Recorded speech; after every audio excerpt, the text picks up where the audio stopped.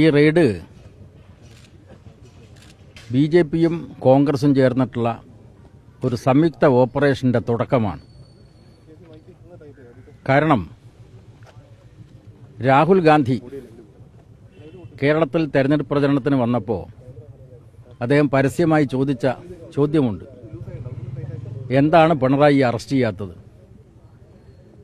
അപ്പോൾ ബംഗാളിലും ത്രിപുരയിലും CPM-നെ തകർക്കാനുള്ള പദ്ധതി സംഘപരിവാരം ആസൂത്രണം ചെയ്ത് നടപ്പാക്കിയതാണ്.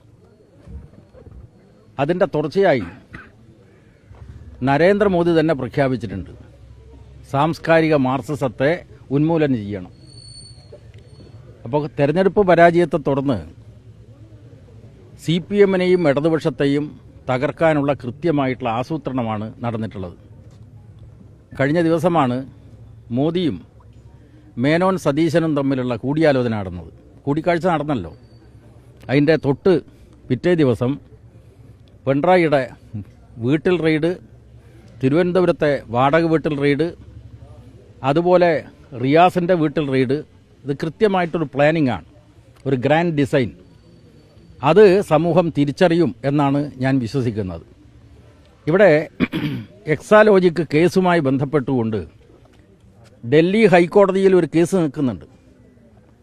ആ കേസിൽ വിധി പറയുന്നതിന് മുമ്പേ ആ പരിഗണനയിൽ വന്ന ജഡ്ജിയെ മാറ്റി ഇപ്പോൾ പുതിയ ബെഞ്ചിൻ്റെ പരിഗണനയിലാണ്. ആ വിധി പറയുന്നതിന് മുമ്പേ കേരള ഹൈക്കോടതിയിൽ നിന്ന് അന്വേഷണത്തിന് അനുമതി വാങ്ങിച്ചുകൊണ്ടാണ് ഇപ്പോഴത്തെ അന്വേഷണ നടപടികൾ. ഈ ED എന്ന് പറയുന്നത് യഥാർത്ഥത്തിൽ സംഘപരിവാറിൻ്റെ ഒരു എക്സ്ട്രാ ഡിപ്പാർട്ട്മെൻ്റായിട്ടാണ് രാജ്യത്ത് പ്രവർത്തിച്ചുകൊണ്ടിരിക്കുന്നത്. അതിൻ്റെ ഇരകളാണ് രാജ്യത്തിലെ കോൺഗ്രസ് നേതാക്കന്മാർ. സംഘപരിവാറിനെ എതിർക്കുന്ന എല്ലാ രാഷ്ട്രീയ പ്രസ്ഥാനങ്ങളുടെയും നേതാക്കന്മാരെ ഇതേപോലെ കള്ളക്കേസിൽ പ്രതിയേർക്കാൻ വേണ്ടി നടത്തിയിട്ടുള്ള ഹീനമായിട്ടുള്ള ശ്രമങ്ങൾ എല്ലാം മനസ്സിലാക്കിയിട്ടുള്ളതാണ്. ആ ഹീനമായ ശ്രമത്തിൻ്റെ കേരളത്തിലെ ഒരു പുതിയ അധ്യായത്തിൻ്റെ തുടക്കമാണ് ED ഓപ്പറേഷൻ. അത് സമൂഹം കൃത്യമായി തിരിച്ചറിയും. കാരണം മതനിരപേക്ഷതയുടെ കാര്യത്തിൽ സംരക്ഷിത തുരുത്തായിട്ടാണ് കേരളം നിലനിൽക്കുന്നത്. ഇന്ത്യ രാജ്യത്ത് തന്നെ പലയിടത്തും കോൺഗ്രസിനെ വിഴുങ്ങിയല്ലോ. പക്ഷേ കേരളത്തിലെ വിഴുങ്ങാനാവാത്തത് ഇടതുപക്ഷം കൈക്കൊള്ളുന്ന ഉറച്ച നിലപാടിൻ്റെ അടിസ്ഥാനത്തിലാണ്.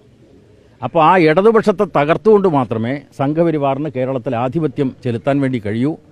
അതിന് CPM വിരോധവും ഇടതുപക്ഷ വിരോധവും ഉദ്ദീപിപ്പിച്ച് ഒരു ഇടതുപക്ഷ വിരുദ്ധ ജ്വരമുണ്ടാക്കി അന്തരീക്ഷമുണ്ടാക്കി കൊടുക്കുകയാണ് കോൺഗ്രസ് ചെയ്യുന്നത്. അതിൻ്റെ ഭാഗമായിട്ടൊരു ഓപ്പറേഷനാണ് ഇപ്പോൾ ഈ നടന്നുകൊണ്ടിരിക്കുന്ന റെയ്ഡ്. അതിനെ നിയമപരമായിട്ടും രാഷ്ട്രീയമായിട്ടും CPIM എതിർത്ത് തോൽപ്പിക്കുക തന്നെ ചെയ്യും. ഒന്ന്, ഇതുകൊണ്ട് പാർട്ടിയുടെ നേതൃത്വത്തെ, പിണറായി എന്ന് പറയുന്ന പാർട്ടിയുടെ പോളിറ്റ് ബ്യൂറോ മെമ്പറെ അതിൻ്റെ ഭാഗമായി തകർക്കാം എന്നുള്ളത് സംഘപരിവാറിൻ്റെ വെറും വ്യാമോഹം മാത്രമാണെന്ന് കാലം തെളിയിക്കുക തന്നെ ചെയ്യും.